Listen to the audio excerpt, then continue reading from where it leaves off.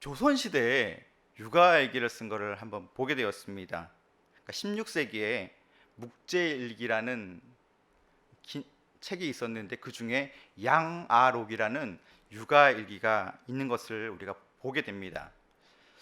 이 사람은 6명의 자녀를 가지고 있는데 대부분 일찍 죽게 되어집니다.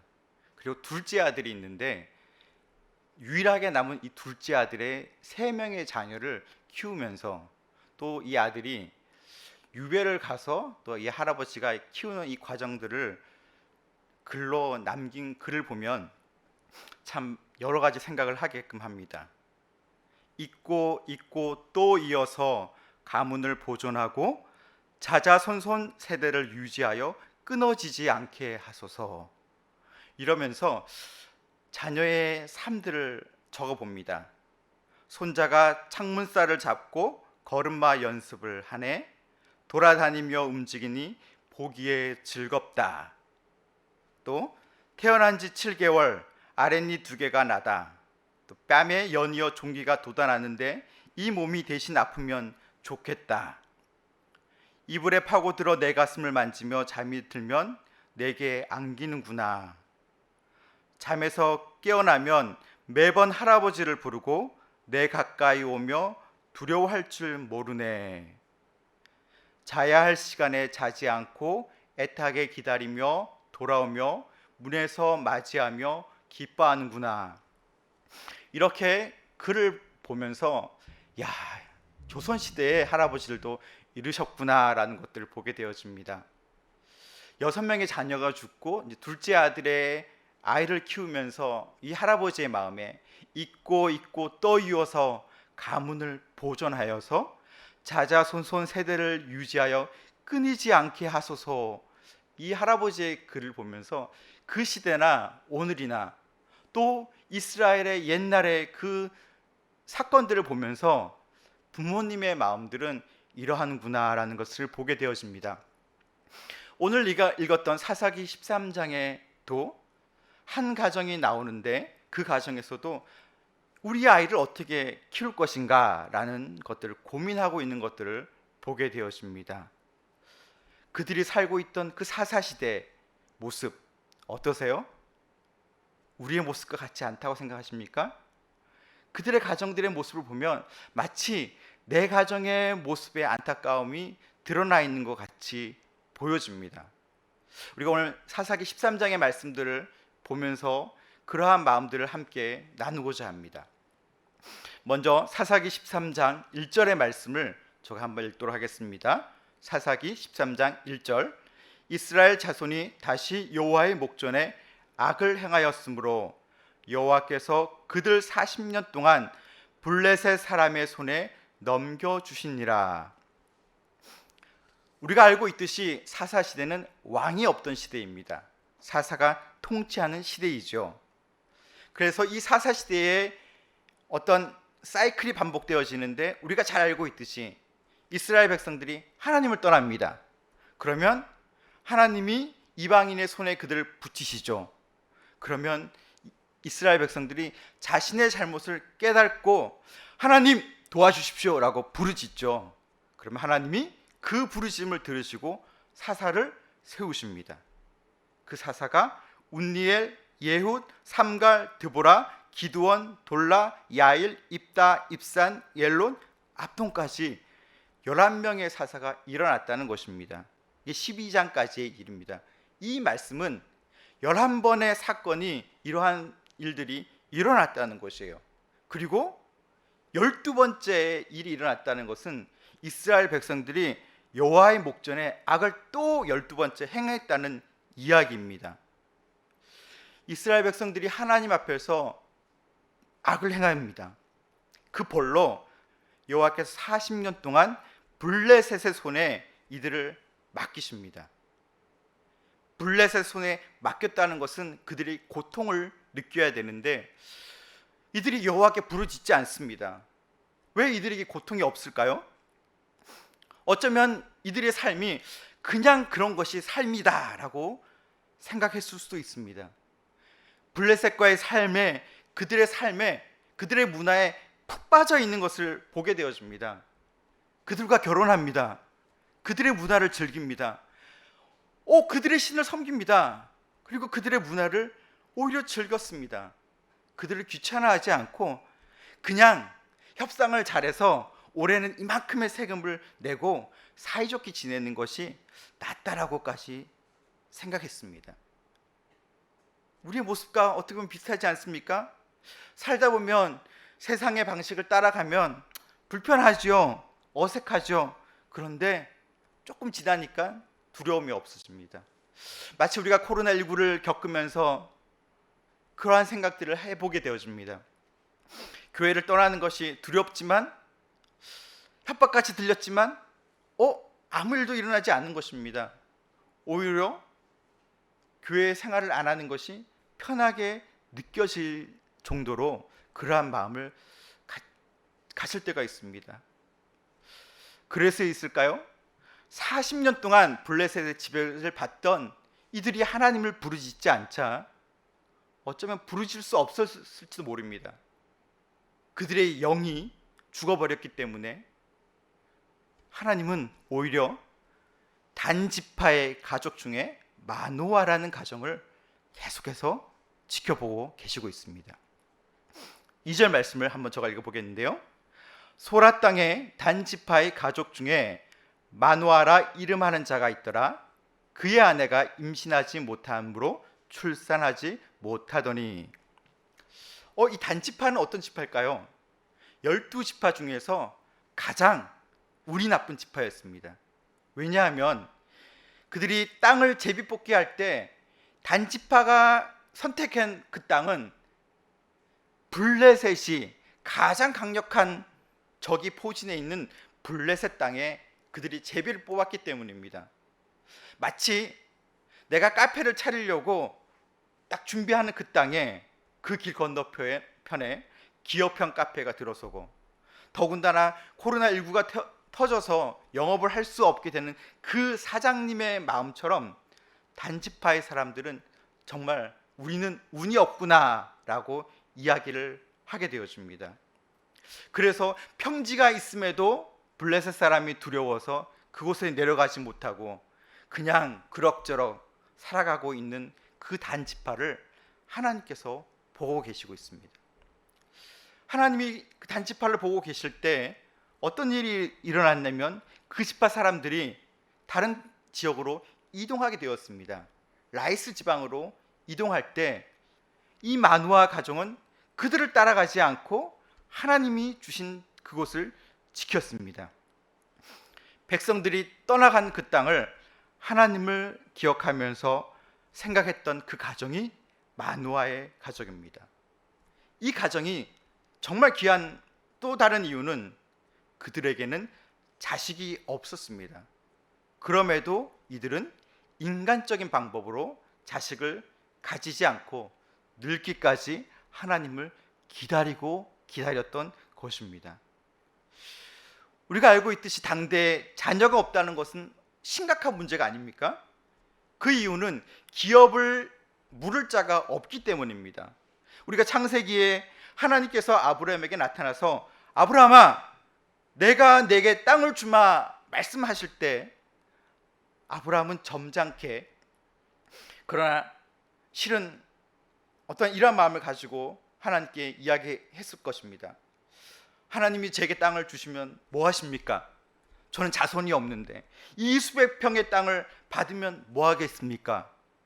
결국 저 모든 땅과 기업은 종 엘리에셀에게 차지가 될 건데 라는 그런 대답을 했듯이 자손은 참으로 귀중했습니다. 이 사사시대의 지도자들이 어떠했나를 살펴보면 사사 입사는 아들이 30명이었습니다. 딸은 몇 명이었을까요?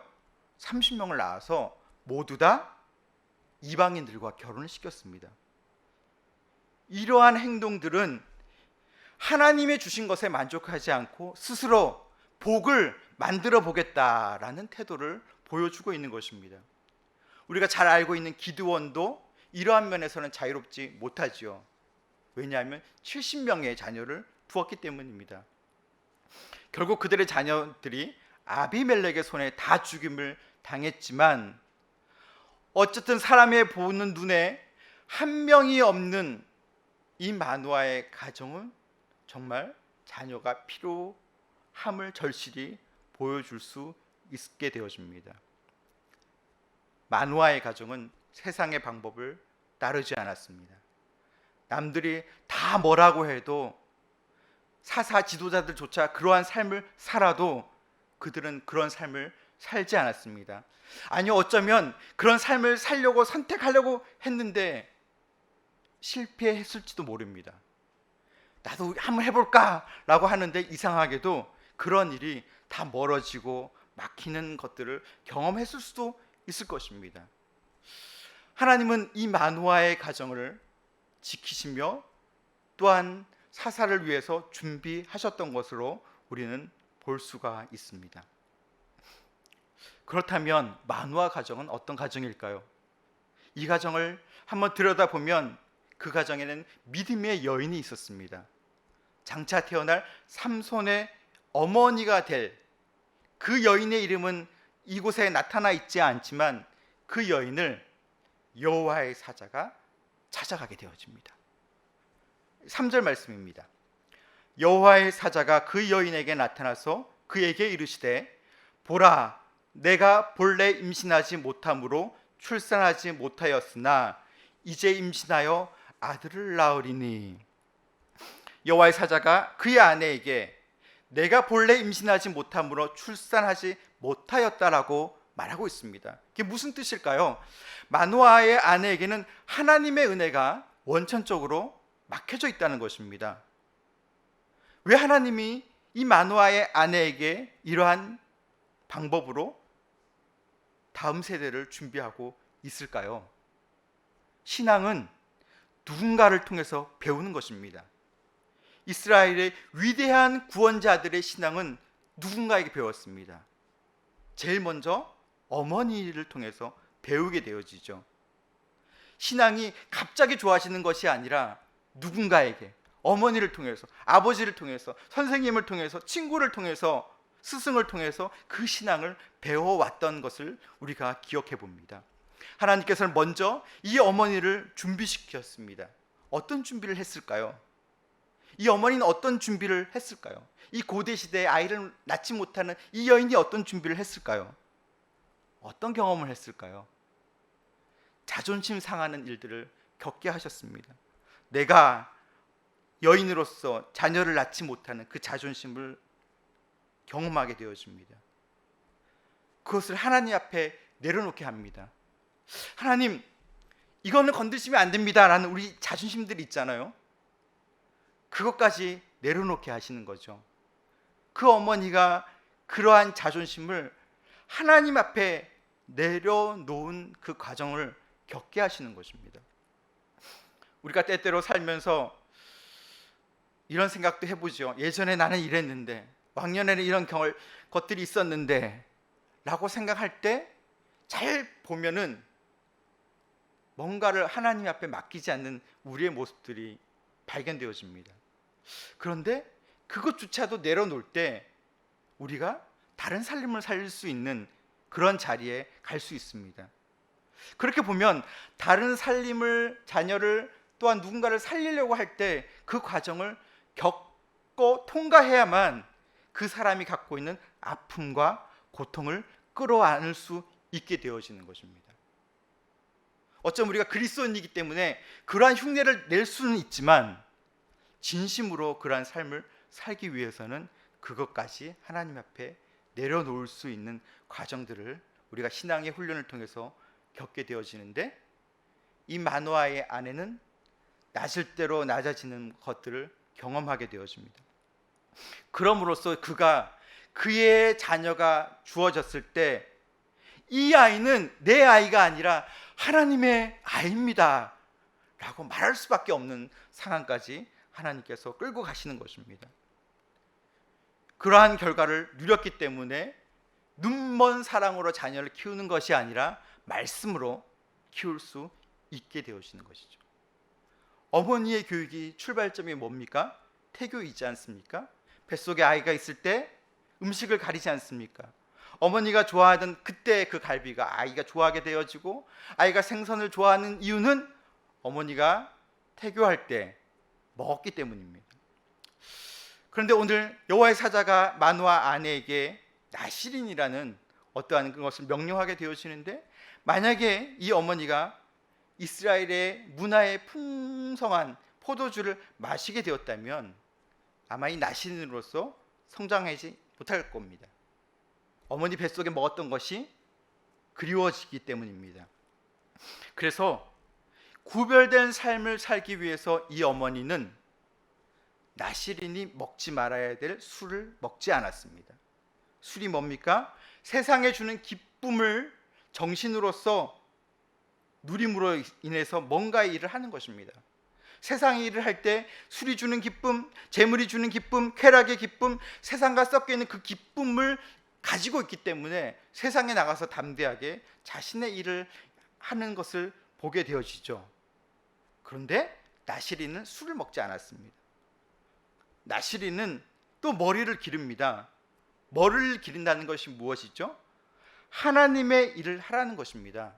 그런데 머리를 길렀기 때문에 불신자들이나 신자들이 봤을 때 쟤는 나시린이야 라는 것들을 공개적으로 다 드러나는 것입니다. 불신자들에게도 하나님의 일꾼임을 알도록 보여주는 것입니다. 온 세상이 당신은 하나님의 일꾼입니다 라는 것을 보여주기 위해서 나시린으로 키우는 것입니다. 우리의 자녀들이 얘는 하나님 믿는 자녀입니다 라고 떳떳하게 내놓고 주일에 교회에 오는 우리 부모님들의 마음과 똑같습니다. 그리고 또 나시린은 시체를 가까이 하지 않습니다. 이것은 죄를 멀리하는 것입니다.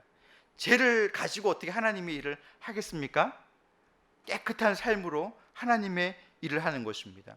혹시 죄가 있더라도 하나님 앞에 회개하고 나가는 것이죠. 이처럼 나시린의 규례는 우리가 따라야 될 규칙입니다. 하나님은 이스라엘 땅을 나시린을 통해서 구원의 역사를 이루어 가십니다. 그러기 위해서 한 여인을 택하셨고 그 여인에게 이 이야기를 해줍니다.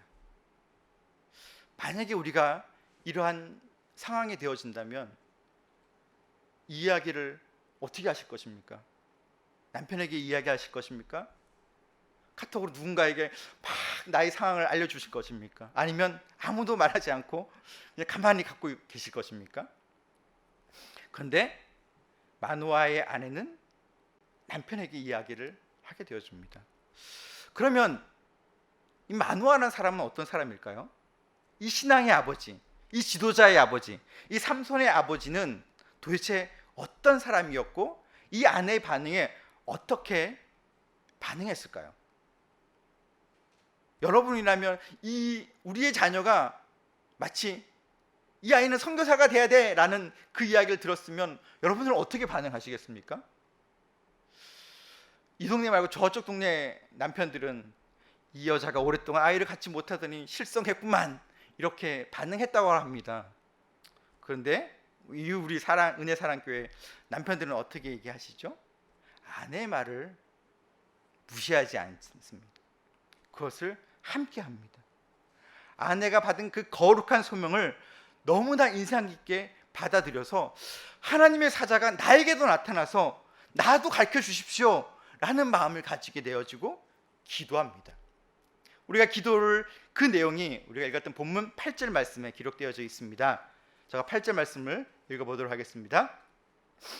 마노아가 여호와께 기도하여 이르되 주여 구하옵나니 주께서 보내셨던 하나님의 사람을 우리에게 다시 오게 하사 우리가 그 낳은 아이에게 어떻게 행할지를 우리에게 가르치게 하소서 하니. 마노아는 아내가 말할 때 그러려니 하고 그냥 넘어가지 않았습니다. 이 중요한 일을 하나님 저에게도 말씀해 주십시오. 저도 이 일에 동참하고 싶습니다 라고 확인해 보고 싶었습니다. 정말 남편이 아내를 사랑한다면 아내가 소중히 여기는 것을 무시하지 않습니다. 그것을 소중하게 신중하게 듣습니다. 더군다나 이 문제가 자녀 교육의 문제라면 이 아버지는 당연히 내가 직접 듣고 따라가야 되겠다라는 마음을 가지고 기도했습니다. 그 기도의 결과로 여호와의 사자를 만나게 되고 그에게 음식을 대접하게 되고 그 사람 이름이 무엇인지도 물어보는 아내가 경험하지 못하는 것들을 경험하게 되어줍니다. 우리가 단지 성경에 이런 말씀이 있으니까 그러면 된다니까 그 정도로 끝이는 것이 아니라 이 자녀의 계획이 하나님께서 있다면 도대체 나는 무엇을 해야 되지? 나는 무엇을 포기해야 되지? 나는 어떤 삶을 살아야 되지? 라는 그 고민이 마노아에게 있었던 것처럼 우리 부모된 우리에게도 있어야 되실 것입니다. 마노아가 기도하자 여호와의 사자가 찾아옵니다. 그 찾아온 사자에게 마노아가 정말 궁금한 것을 물어보게 되어지죠. 12절 말씀입니다. 12절 말씀, 마노아가 이르되 이제 당신의 말씀대로 되기를 원하나이다. 이 아이를 어떻게 기르며 우리가 그에게 어떻게 행하리이까? 여호와의 사자는 이 마노아가 이미 아내를 통해서 다 이야기했던 것들에 대해서 약간은 무시한 듯하는 것들을 보게 되어집니다. 왜냐하면 아내가 에게 말한 그 내용과 별 다름이 없기 때문입니다. 우리가 기도할 때 하나님 정말 이게 맞다면 이게 좀 응답해 주십시오라고 할 때 똑같은 응답이 있을 때가 있지 않습니까? 그러면 우리 좀 실망하지 않습니까? 그런데 만약에 그런 경험이 있다면 우리는 다시 한번 그것을 묵상해 보아야 되는 것이죠. 왜 하나님이 똑같은 말씀을 하실까? 그 말씀의 의미가 뭘까? 내가 발견하지 못한 그 뭔가가 있지 않을까라고 그것을 더 깊게 신중하게 묵상해 보면 거기에 또 발견되는 은혜가 있습니다. 그리고 그것을 누군가에게 적용할 때, 우리 자녀에게 적용할 때 놀라운 기쁨을 맛보게 되어지는 것입니다.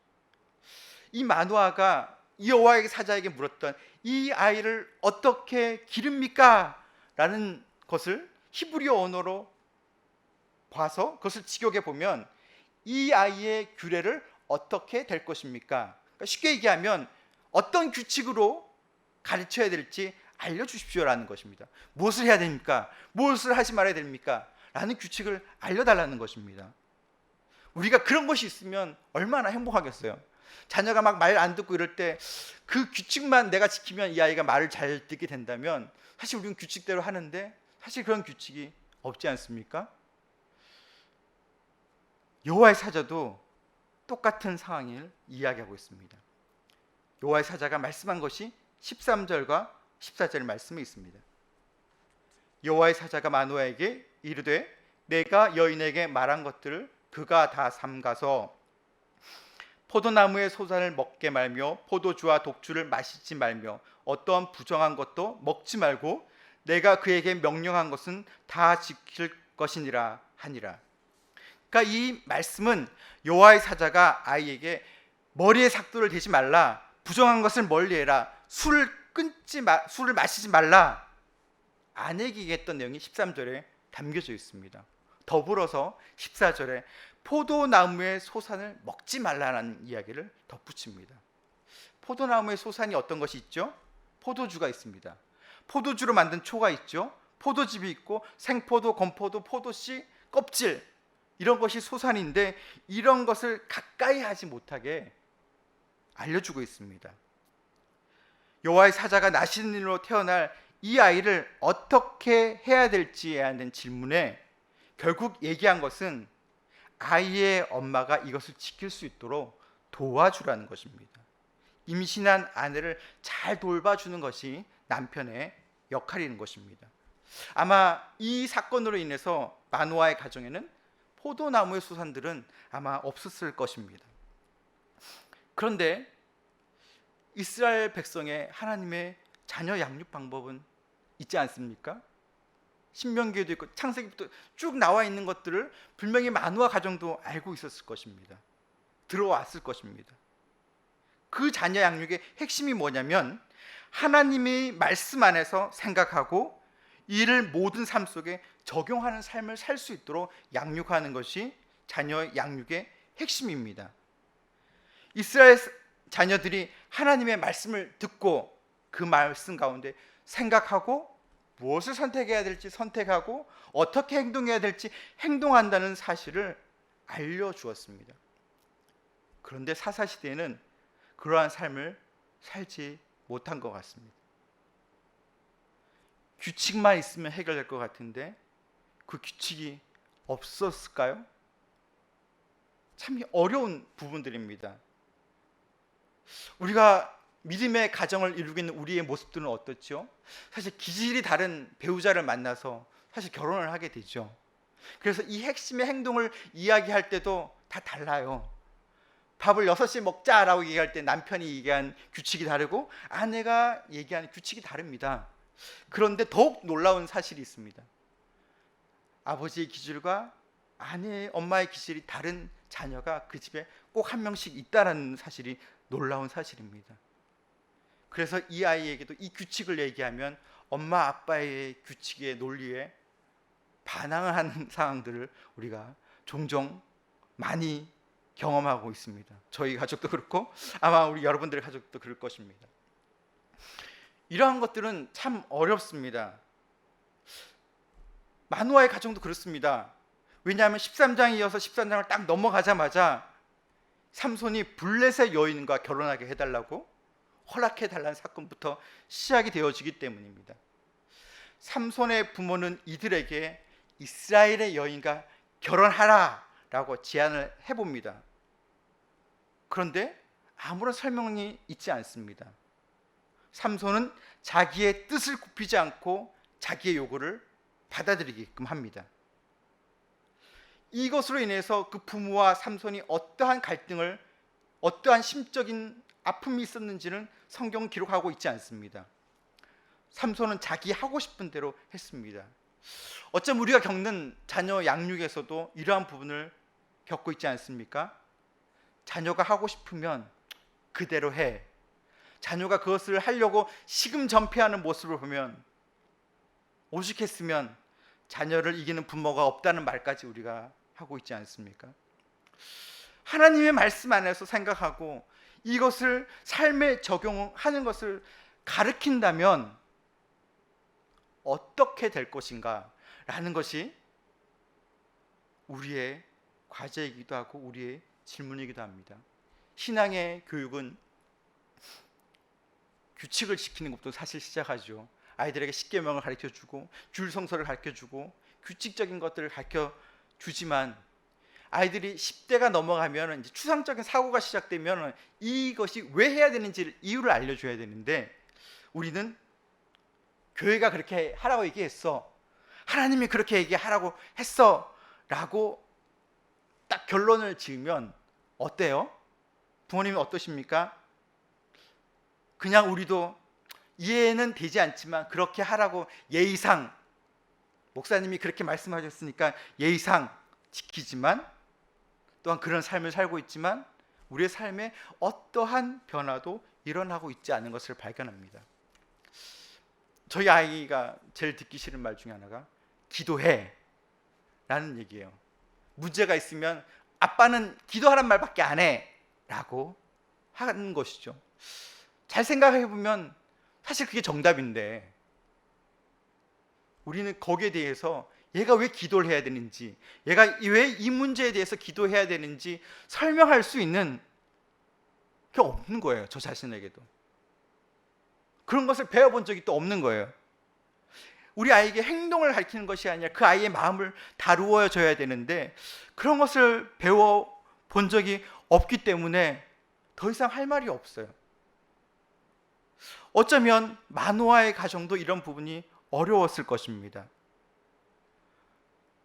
그런데 우리는 그 아이의 마음을 다루려면 그것을 설명해 주어야 돼요. 그걸 알려줘야 됩니다. 거짓말을 하지 마라고 얘기하면 야, 너 거짓말 하지 마 라고 얘기하면 어떻게 해야 돼요? 거기서 끝나면 아이들은 거짓말을 해요. 그런데 더 깊게 들어가서 성경이 무엇을 말하고 있는지, 너가 거짓말을 함으로 인해서 다른 사람과의 신뢰가 깨어지는 것이 성경에 있어 라고 알려줘야 되고, 그것이 습관화되면 너는 사람과의 관계가 끊어질 수밖에 없어 라고 더 깊게 성경에서 말씀하는 것을 더 깊게 들어가서 배워서 알려줘야 되는데 우리에게 그런 무기가 있는가 고민하게 되어집니다. 왜 죄를 지으면 안 되죠?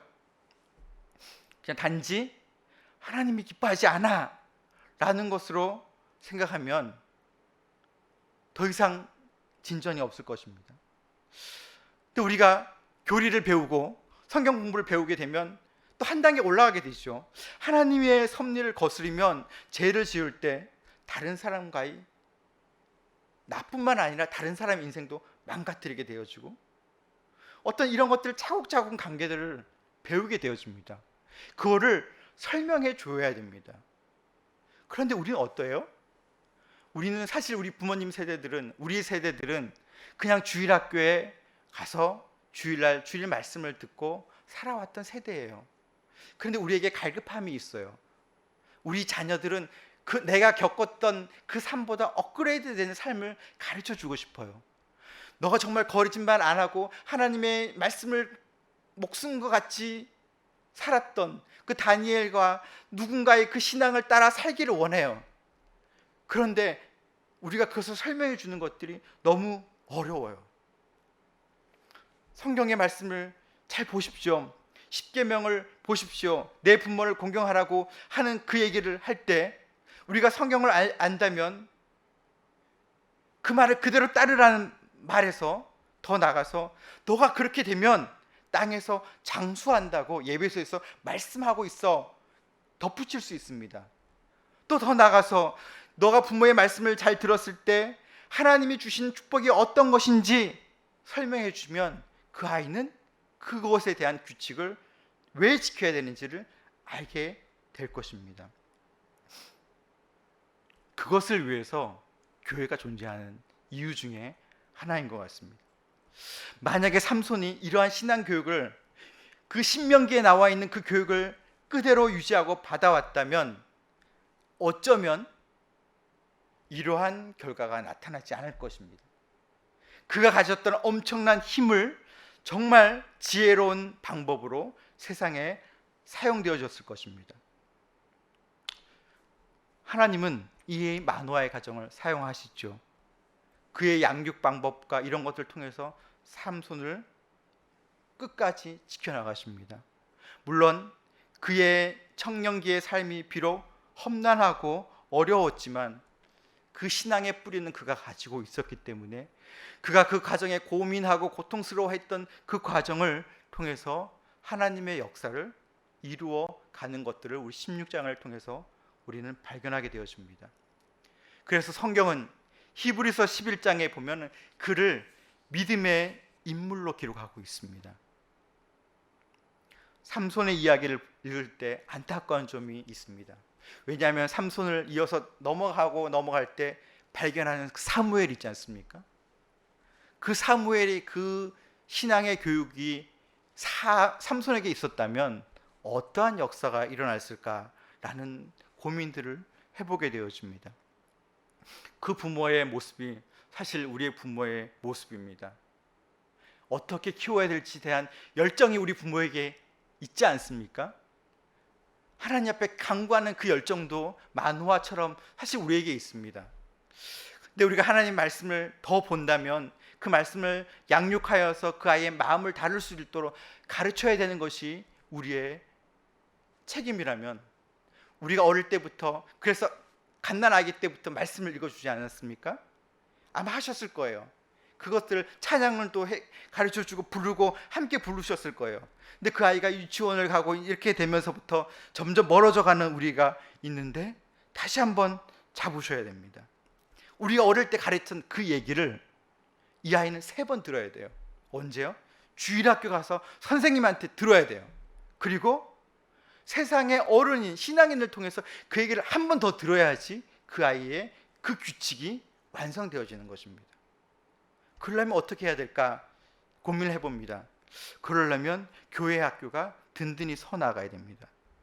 그리고 많은 교회들이 고민하고 있는 것들이 기독교 학교이죠. 왜냐하면 그 10대 때 그 원리 원칙을 친구들과 토론하면서 사고하는 그 과정을 겪어야만 그 아이의 규칙들이 왜 해야 되는지, 성경에서 말하는 그 세부 사항까지 아이들의 마음속에 가지고 있기 때문에 그 아이는 우리가 꿈꾸는 성경적 세계관을 가지고 이 땅에서 펼쳐 나갈 수 있는 신앙인이 될 수 있기 때문입니다. 우리가 아이들을 바라보면서, 다음 세대를 바라보면서 로마서 12장 2절의 말씀을 많이 이야기합니다. 너희는 이 세대를 본받지 말고 오직 마음을 새롭게 함으로 변화를 받아 하나님이 선하시고 기뻐하시고 온전한 뜻이 무엇인지 분별하도록 하라고 말하고 있습니다. 세상을 본받지 않는 것은 세상의 철학에 자신을 넣지 말라는 것입니다. 세상의 철학이 무엇이죠? 디모데후서에 보면 이렇게 말씀하고 있습니다. 3장 1절에서 5절에서 너는 이것을 알라. 말세에 고통하는 때가 이르러 사람이 자기를 사랑하며 돈을 사랑하며 자랑하며 교만하며 비방하며 부모를 거역하며 감사하지 아니하며 거룩하지 아니하며 무정하며 원통함을 풀지 아니하며 모함하며 절제하지 못하며 사나우며 선한 것을 좋아하지 아니하며 배신하며 조급하며 자만하며 쾌락을 하기를 하나님을 사랑하는 것보다 더하며 경건의 모양은 있으나 경건의 능력은 부인하니 이 같은 자들에게서 내가 돌아서라. 세상의 삶을 살지 말라고 말씀하고 있습니다. 우리가 우리의 자녀들을, 다음 세대를 어떻게 키워야 될까 기도할 때 우리는 하나님이 말씀해 주신 그 말씀을 아이에게, 다음 세대에게 마음으로 이해할 수 있도록 알려주어야 됩니다. 우리의 약점은 그것을 배워본 적이 없는 약점입니다. 하지만 성경 말씀은 그것을 기록해 놓고 있고 우리에게 보기를 원합니다. 우리는 그것을 보아야 되고 그것을 발견해야 되고 그것을 이해해야 됩니다. 어렵죠. 그래서 교회가 존재하는 것입니다. 그래서 교회가 이 사명을 감당하는 것입니다. 이 사명을 감당하여서 복음이 땅끝까지 전하여서 그곳에 제자를 삼는 그 사명을 우리에게 주셨음을 우리가 기억해 봅니다. 이 코로나 시대를 경험하면서 우리가 하나님 앞에 소원하는 것은, 하나님, 우리가 이 사명을 감당할 수 있도록 그러한 가정이 되게 하여 주십시오. 그런 교회가 되게 해달라는 우리의 기도가 하나님 앞에 드려지기를 간절히 소망합니다.